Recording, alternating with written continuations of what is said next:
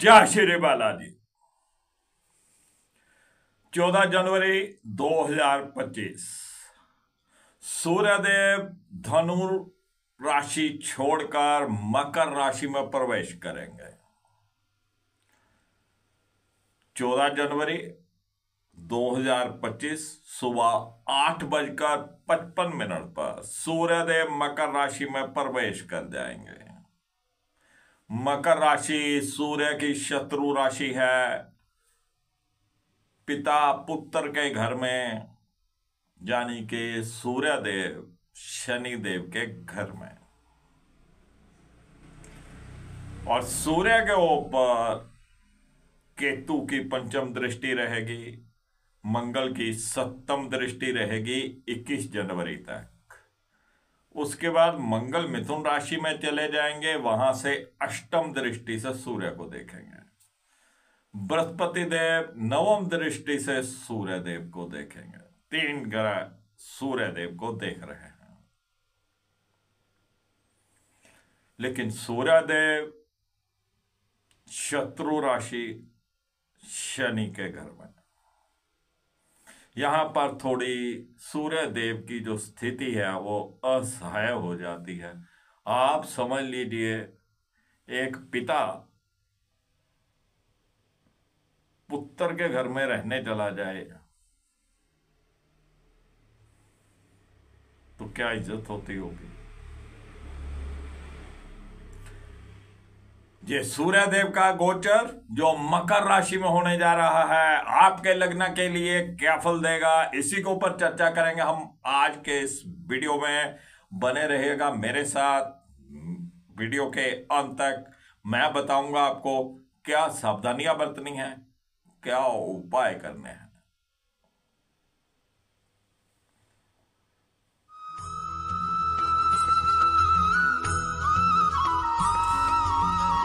Market विशिष्ट आप सबका स्वागत करता हूं। बात करने वाले हैं सूर्यदेव के गोचर की, जो कि मकर राशि में होने जा रहा है, और शनि देव के घर में सूर्य का गोचर। सर्वप्रथम बात करेंगे मेष लग्न की। मेष लग्न के लिए सूर्य पंचम भाव के स्वामी होते हैं और 10वें भाव में गोचर करेंगे। सूर्यदेव अपने घर से 6ठे भाव में,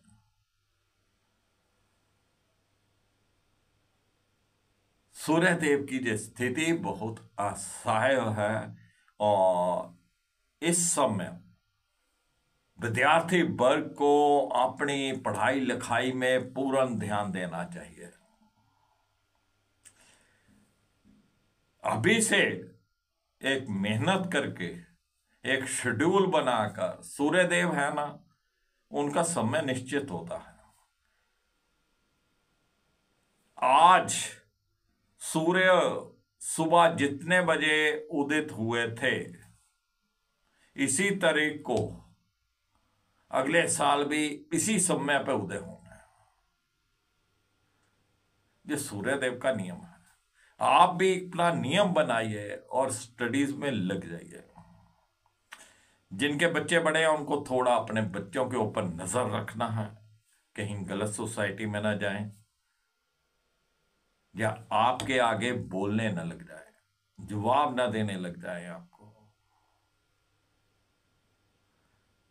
तो विद्यार्थी वर्ग के लिए थोड़ा मेहनत का समय है। सूर्य को जल दीजिएगा, आदित्य हृदय स्तोत्र का पाठ करिएगा, हनुमान चालीसा का पाठ करें, अति उत्तम रहेगा।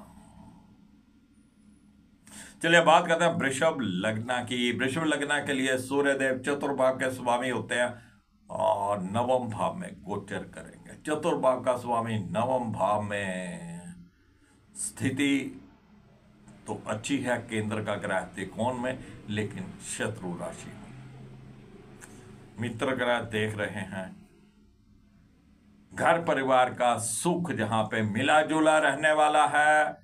माता श्री की सेहत में भी कुछ उतार चढ़ाव हो सकते हैं। भूमि भवन और वाहन का सुख भी यहां पे मिलने वाला है। बस थोड़ी भाग दौड़ करनी पड़ेगी। अगर आप कोई प्लॉट लेना चाहते थे, घर लेना चाहते थे, फ्लैट लेना चाहते थे, तो उसके लिए थोड़ी भाग दौड़ करनी पड़ेगी। और कोई व्हीकल लेना चाहते थे, वाहन लेना चाहते थे, तो उसके लिए भी समय सही है, लेकिन थोड़ी भाग दौड़ करनी पड़ेगी। चलिए बात करते हैं मिथुन लग्न की। मिथुन लग्न के लिए सूर्यदेव तृतीय भाव के स्वामी होते हैं और अष्टम भाव में गोचर करेंगे। तृतीय भाव का स्वामी अष्टम भाव में जो रिसर्च वर्क में है, जो कोई थीसिस लिख रहे हैं, उनके लिए बेहतरीन समय है। वो अपने कार्य को पूरा कर लेंगे और अच्छे तरीके से वो अपना कार्य करेंगे। लेकिन छोटे भाई बहनों के साथ, दोस्तों मित्रों के साथ, अड़ोसी पड़ोसियों के साथ आपके संबंध बहुत अच्छे नजर नहीं आते हैं। उनका पूर्ण सहयोग जहां पे नजर नहीं आता है, कुछ ना कुछ कमी रहेगी। लेकिन अपनी तरफ से प्रयास करिएगा कि संबंध खराब नहीं हो। चलिए बात करते हैं कर्क लग्न की। कर्क लग्न के लिए सूर्यदेव द्वितीय भाव के स्वामी होते हैं और सप्तम भाव में गोचर करेंगे। सप्तम भाव हमारे लाइफ पार्टनर का, हमारे वैवाहिक जीवन का। तो आपके लाइफ पार्टनर के अंदर किसी न कहीं थोड़ी बहुत ईगो आ सकती है। लेकिन घर परिवार का सुख जहां पे मध्यम रहने वाला है, तो इस ईगो के चक्कर में कहीं घर में ग्रह क्लेश की स्थिति हो, उससे बचना चाहिए।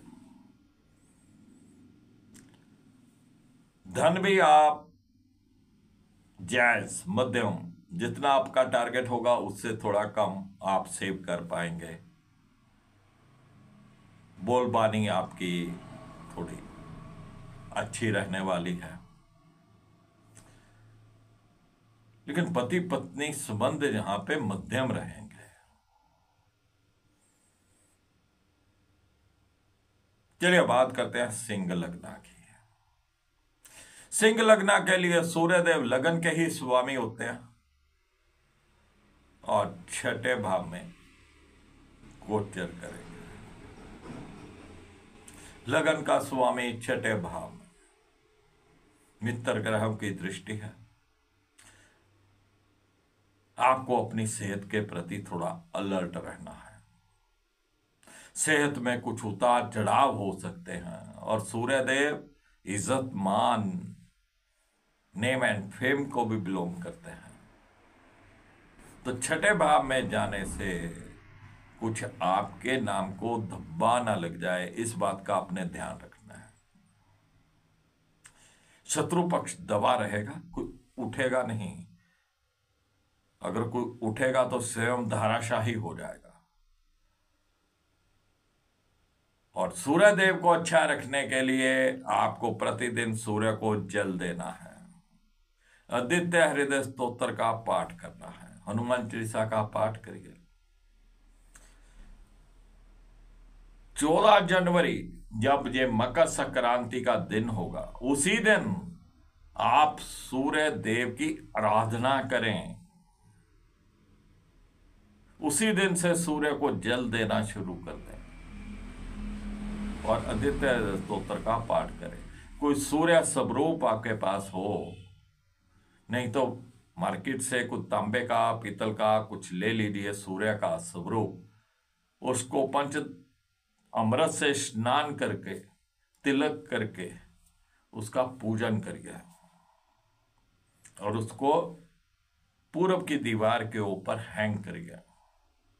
प्रतिदिन उसको केसर का तिलक करिए। सूर्यदेव आपको मान यश की प्राप्ति करवाएंगे। आपकी सेहत बहुत अच्छी रहेगी।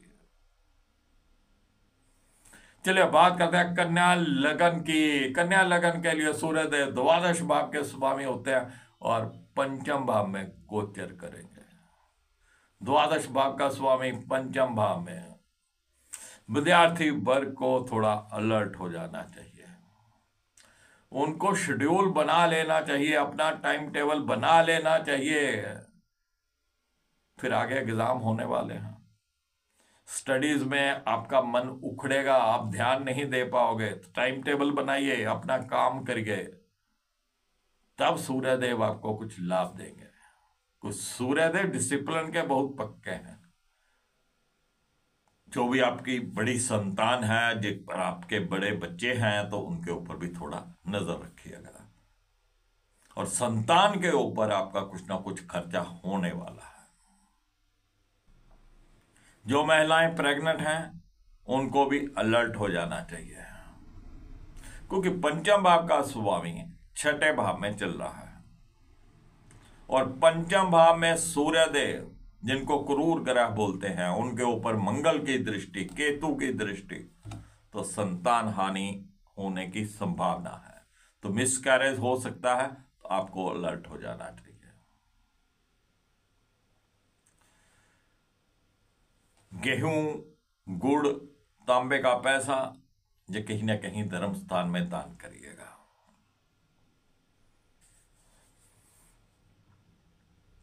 चलिए बात करते हैं तुला लग्न की। तुला लग्न के लिए सूर्यदेव एकादश भाव के स्वामी होते हैं और चतुर्भाव में गोचर करेंगे। एकादश भाव का स्वामी चतुर्भाव में, माता श्री की सेहत मध्यम रहेगी, घर परिवार का सुख आपको पूर्ण मिलेगा, भूमि भवन वाहन का सुख, थोड़ा भाग दौड़ करके आप पैदा कर सकते हैं।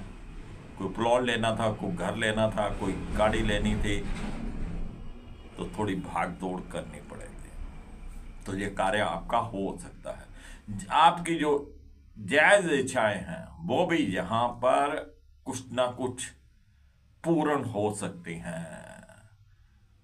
जो आपके बड़े भाई बहन हैं उनके साथ भी संबंध मध्यम रहने वाले हैं, आपका सहयोग भी करेंगे, आपके साथ तालमेल भी रखेंगे। लेकिन हो सकता है आपको अंदर से लगे कि यार मेरा कहना नहीं मानते, मेरी बात को सुन के हम सुना कर देते हैं, क्योंकि यहां पे मध्यम फल मिलने वाला। कभी वो कहना मान लेंगे, कभी टाल देंगे। आय के साधनों के लिए भी थोड़ा आपको भाग दौड़ करनी पड़ेगी, और कहीं पे अगर आपने अप्लाई कर रखा है नई जॉब के लिए, कहीं इंटरव्यू दे रखा है, तो वहां से देर सवेर आपको बुलावा आने की संभावना है। चलिए बात करते हैं वृश्चिक लग्न की। वृश्चिक लग्न के लिए सूर्यदेव दसम भाव के स्वामी होते हैं और तृतीय भाव में गोचर करेंगे। दसम भाव का स्वामी तृतीय भाव में, तृतीय भाव में जब भी पाप ग्रह हो, क्रूर ग्रह हो, या उनकी दृष्टि हो, तो जातक के अंदर एक नया जोश, एक नया कॉन्फिडेंट पैदा हो जाता है, उसके अंदर काम करने की एफिशिएंसी बढ़ जाती है। कितनी बड़ी मुसीबत आ जाए वो हिम्मत नहीं हारता। तो सूर्यदेव वृश्चिक लग्न के तृतीय भाव में रहेंगे, हिम्मत और जोश बना रहेगा। लेकिन आपको अपनी जॉब में, अपने व्यापार में थोड़ा अलर्ट रहना है, वहां पे डिसिप्लिन मेंटेन रखना है। थोड़ा मिला जुला सा प्रभाव आपके जॉब में, आपके व्यापार में रहेगा, या आपको वहां पे अपनी एफिशिएंसी, आपके अंदर जो काबिलियत है वो दिखाने का मौका मिलेगा, वो आपको दिखानी है वहां पे। लेकिन वृश्चिक लग्न के जो जातक हैं उनको अपने छोटे भाई बहनों के साथ उनका थोड़ा साथ जो है वो आपको मिलेगा, ऐसे मिलेगा जैसे वो आपकी बाहें हों, और वो आपका कहना भी मानेंगे, आपका सहयोग भी करेंगे, दोस्त मित्र भी आपको सहयोग करेंगे। यही आपका पराक्रम है, यही आपकी स्ट्रेंथ है।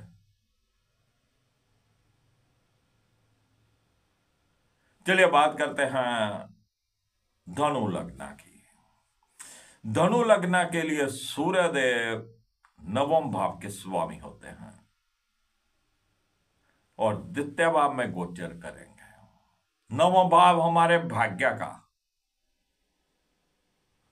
और भाग्य भाव का स्वामी द्वितीय भाव में है, तो भाग्य तो यहां पे मध्यम रहने वाला है। बोलबानी में आपकी थोड़ा एटीट्यूड आ सकता है, कोई आपकी रौबदार आवाज हो सकती है।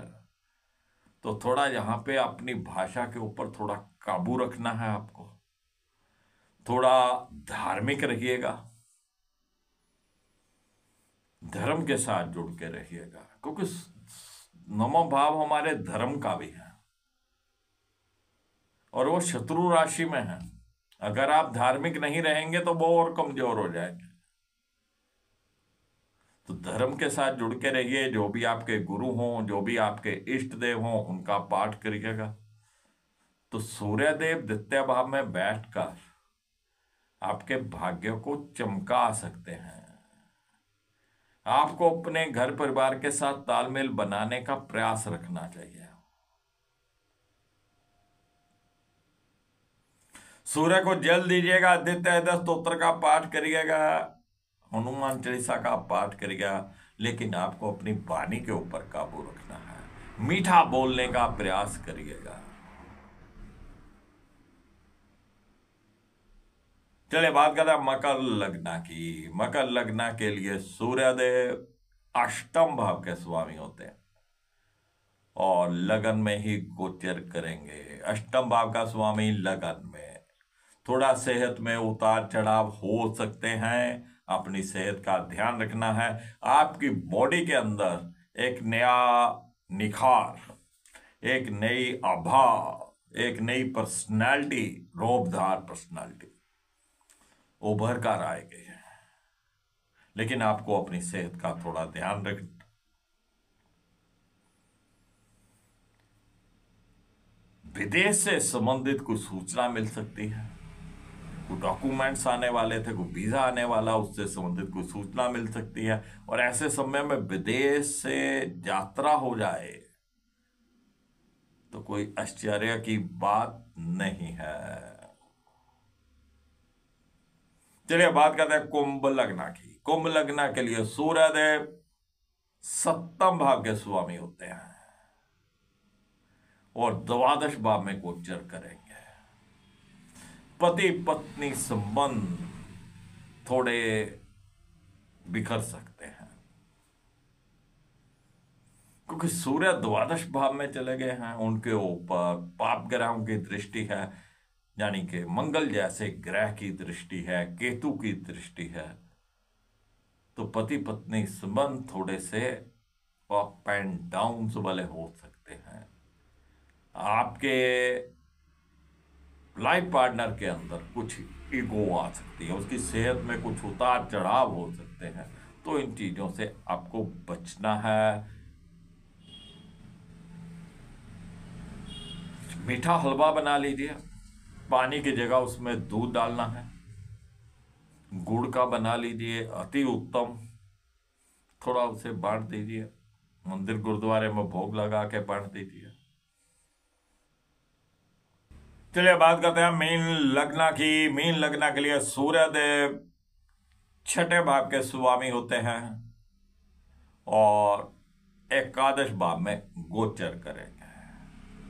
छठे भाव का स्वामी एकादश भाव में।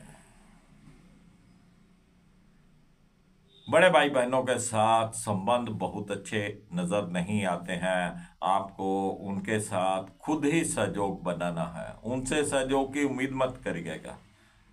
वो आपका कहना माने नहीं माने, आपको न्यूट्रल रहना है।